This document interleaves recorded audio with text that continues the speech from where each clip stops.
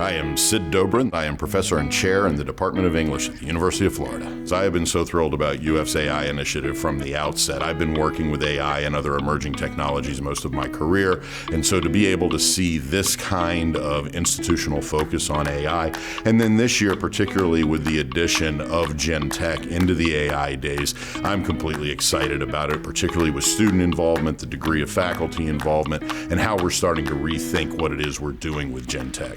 By situating it in terms of workplace readiness, we're having to acknowledge that it's not just higher ed that's changing. It is, in fact, the entire world that's changing, and GenTech is having a lot of influence on that. I've had the opportunity to speak on campuses all around the world, work with industry all around the world, and watching how those shifts are unfolding is pretty remarkable. So one of the real interesting things that goes on at a place like UF, we're able to answer questions and have conversations that are several steps ahead of what most of education is doing right now. And so I get very invigorated by things like UF AI Days because it's not the same conversations that we're having at the two-year colleges, at the proprietary schools, at the vocational schools, all around the world. So one of the things I see evolving out of UF AI Days is very specifically that push to what comes next. And to me, that's just really exciting. Part of what we're seeing globally in terms of industry, and a lot of the data coming out of the World Economic Forum can attest to this, is we're seeing increases in productivity.